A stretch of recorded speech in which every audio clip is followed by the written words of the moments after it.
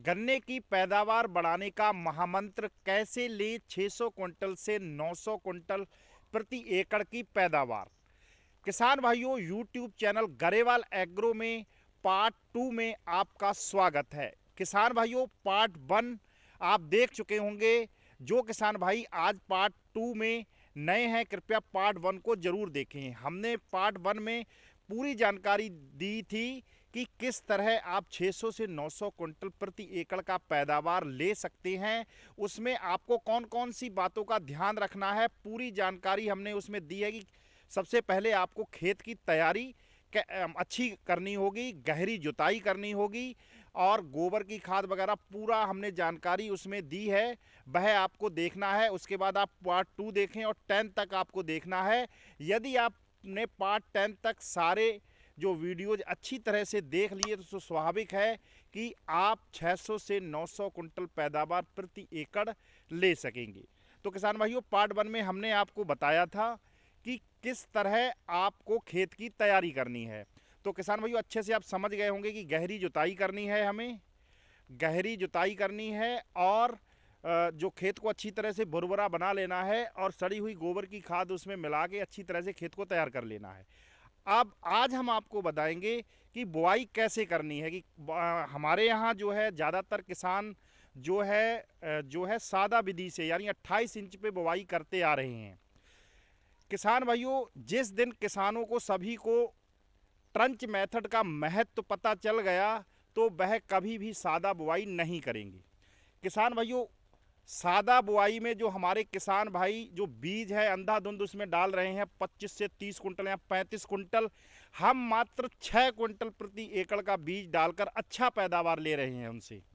तो किसान भाइयों, हमारे यहाँ कई किसानों ने दूरी तो बढ़ाई, यानी कि जो 28 इंच पे बुआई कर रहे हैं उसको बढ़ाकर उन्होंने 4 फुट किया, पर गलतियां क्या की, उन्हें महत्व ही नहीं पता कि ट्रंच का क्या महत्व है, यानी पूरी जानकारी का अभाव था। उसमें उन्होंने क्या किया, स्पेस बढ़ा दिया और मिट्टी पूरी डाल दी, जिससे उन्हें टिलर जो है नॉर्मल 28 इंच की बुआई पे मिलते हैं उतने ही मिले और उनका जो सादा यानी कि 28 इंच की बुआई पे जो पैदावार है उससे भी घट गया। और उन्होंने ट्रंच मेथड 1-2 साल करके कि ये तो जो ट्रंच मेथड है वो बेकार है, इसको अपनाने से तो हमारा पैदावार और कम हो गया। तो किसान भाइयों, अगर किसान भाई को हमारी पूरी जानकारी होगी तो वह कभी भी इस क्षेत्र में मात नहीं खाएंगे, गन्ने से एक अच्छा पैदावार लेंगे। तो किसान भाइयों, मैं सलाह दूंगा कि 28 इंच पे बुआई ना करें। हमारे किसान भाई जो है ट्रंच मेथड से बुआई करें या सिंगल लाइन हम बोल देते हैं, जैसे हम 4.5 फुट पे सिंगल लाइन बुआई करते हैं, या ट्रंच मेथड यानी कि 2 लाइनें एक साथ और उसके बाद आप लगभग 4 फुट या 4.5 फुट, या हमारे किसान भाई जिन्होंने दूरी बढ़ाकर अब धीरे धीरे 5-5.5 फुट तक कर दी है क्योंकि उन्हें बहुत ही अच्छा पैदावार मिला।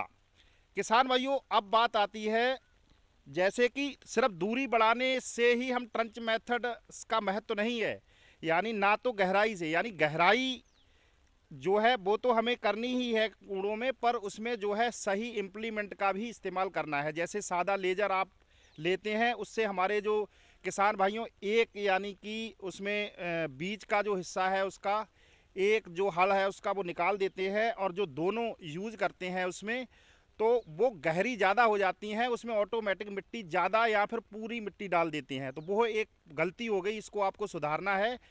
मिट्टी कम से कम डालना है, तभी जो ट्रंचर का इस्तेमाल करना चाहिए किसानों को, जिससे चौड़ी नाली बने, जिससे मिट्टी बहुत ज़्यादा ना आए, हल्की हल्की मिट्टी। यानी जब कम मिट्टी होगी गन्ने पे तभी अच्छे टिलर निकल के आएंगे। उसमें अगर अधिक मिट्टी पड़ गई तो टिलर कम आएंगे। तो स्वाभाविक है, जब टिलर का गन्ने की संख्या कम होगी तो पैदावार भी कम होगा। तो आपको जो है, और जैसे सिंगल लाइन यदि आप बुआई करें तो उसमें क्या है, सिंगल लाइन में आपको ध्यान क्या रखना है, सिंगल बड से अगर आप बुआई करते हैं या डबल बड से करते हैं, सिंगल अगर बुआई आपको करनी है तो आँख जो है ऊपर की ओर रखनी है। सिंगल बड में जैसे मैं आपको दिखाता हूँ, ये जैसे यहाँ पे हमने 2 बड ली हैं, एक सिंगल बड एक डबल। ये सिंगल बड जो है आपको 1-1 फुट की दूरी से, या आप जो समय के हिसाब से दूरी को घटा बढ़ा सकते हैं, ऊपर की तरफ को रखनी है। और यदि आप डबल बड से बुआई करते हैं ट्रंच मेथड से या सिंगल लाइन हम कहें, तो आपको ये जैसे दो आँखें हैं इसमें, गन्ने की जो वड हैं, ये देखो एक इस तरफ एक इस तरफ। तो आपको ध्यान से, मैं जो है कैमरामैन को कहूँगा ज़रा नज़दीक आकर दिखाएं। इस तरह जो वड है, अंगूठे की मदद से वड की तरफ जो है आपको इस तरह अंगूठा रखना है और इस तरह रखनी है। यानी जब अंगूठे की मदद से मतलब कि अंगूठे की साइड से आप पकड़कर इसको रखोगे तो स्वाभाविक है कि एक आंख इधर और एक दूसरी तरफ ऑटोमेटिक हो जाएगी। तो आप कहेंगे कि इसमें बहुत समय लगेगा। समय तो लगेगा, पर आप ये तजुर्बा करके देखना कि जर्मिनेशन कितना अच्छा आता है। जो हमारे किसान भाई सादा बुआई से ज़्यादा मिट्टी डालते हैं, जो जैसे 28 इंच में बुआई करते हैं, उसमें जो ऊपर की तरफ को आँख होती हैं हमारे, जो ऑटोमेटिक हो जाती हैं, तो वो ही जर्मिनेट होती हैं। बाकी जो घूम कर आँख इतनी मिट्टी में निकल पाना मुश्किल होती है, अगर आ भी जाए तो वह टिलरिंग नहीं ले पाती, तभी हमारे किसान भाइयों को पैदावार अच्छा नहीं मिलता। और किसान भाइयों, सबसे महत्वपूर्ण बात होती है कि जैसे हमने ये तो बता दिया कैसे बोना है, पर इससे आपको एक और बात ध्यान रखना है कि सीड को ट्रीट जरूर करना है। ये एक प्लस पॉइंट है। ये बहुत से किसान भाई जल्दबाजी में गन्ना बुआई कर देते हैं या फिर थोड़ी लेट बुआई कर पाते हैं उधर जाके, जैसे कि ऑटम सोइंग में थोड़ी लेट बुआई कर दी तो उसमें जो है ज़मीन में पड़ा पड़ा जो हमारी बड है वो ख़राब हो जाती है। और या अधिक नमी के कारण, यानी सिंगल बड में फंगस ज़्यादा आती है। ज़्यादातर मैं सलाह देना चाहूँगा किसान भाइयों की डबल बड की बुआई करें, और सिंगल बड की बुआई जो है वह इस हिसाब से टेम्परेचर में करें, जैसे इस समय जो 15 फरवरी तक या पूरी फरवरी भर, यानी कि फरवरी भर आप सिंगल बड की बुआई कर सकते हैं। पर मार्च में मैं सलाह नहीं देता, क्योंकि कम मिट्टी डालोगे, हवाएं चलेंगी, मतलब गर्मी, टेम्परेचर बढ़ जाएगा तो वह सूख सकती है आपकी, उसमें आपका नुकसान हो सकता है। कई किसान भाइयों ने गलतियां करी हैं, लेट बुआई में सिंगल बड लगाया कि साहब हमारा जो है जर्मिनेशन नहीं हुआ, तो यह गलती आपको नहीं करनी है। अगर और अब जो हम बात कर रहे थे कि सीड ट्रीटमेंट की, तो सीड ट्रीटमेंट में आपको क्या करना है। वैसे तो बहुत सी दवाइयाँ मार्केट में आपको उपलब्ध है। सबसे या तो आप जैसे कि टीपीएम थाइफनेट मिथाल 70% किसी भी अच्छी कंपनी का लें, 1 ग्राम प्रति लीटर के हिसाब का घोल बनाएं और उसमें आप लगभग 20-30 मिनट उसमें भिगोकर रखें और उसके बाद बुआई करें। या फिर आप टीपीएम नहीं लेना चाहते तो सबसे बढ़िया साफ यूपीएल कंपनी का लें, कार्बनडाजिम मैनकोजिन 1263 जिसे कहते हैं, तो वो सबसे बढ़िया है। 2 ग्राम प्रति लीटर के हिसाब से घोल बनाकर कुछ सीड ट्रीटमेंट करके ही बोएं। किसान भाइयों, पार्ट 3 में हम आपको बताएंगे कि बेसल डोज में बहुत मतलब कि कौन कौन सी चीज़ें आपको लेना है जिससे आपको बहुत ही बढ़िया जर्मिनेशन होगा और बहुत ही अच्छा पैदावार मिलेगा। वो बहुत ही खास होने वाला है। जो किसान भाई आज पार्ट 2 में हमारा वीडियो देख रहे हैं, कृपया पार्ट 1 देखें, और उनके लिए पार्ट 3 हम जल्द ही लेकर आएंगे। तो किसान भाइयों, आपने समझ ही लिया होगा, अगर आप सिंगल लाइन ट्रंच लगाना चाहते हो, यानी कि दूरी आप पहली साल आप 4 फुट के करीब रख सकते हैं। यानी कि 4 फुट में एक फ़ायदा है 4-4.5 फुट में कि आप ट्रैक्टर से बुआई कर सकते हैं, मतलब उसमें ट्रैक्टर से जुताई कर सकते हैं, अंदर लेबर का खर्च आपका बच जाएगा। 4 या 4.5 फुट में वैसे ट्रैक्टर जो है अच्छे से चल जाता है, जैसे कुबोटा वगैरह 4x4 है, हम जिससे जुताई करते हैं या मिट्टी चढ़ाते हैं, बहुत ही बढ़िया। जैसे लेबर की इस समय बहुत बड़ी किल्लत है, तो वह उसके लिए काफ़ी बेहतर है।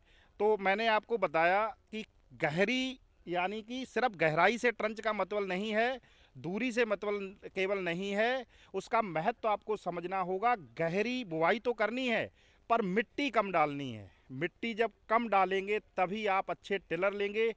हमें कम खर्च में अच्छा पैदावार लेना है, कम खर्च में पैदावार अच्छा लेना है। तो आपका देखो बीज यहाँ पे बच गया काफ़ी।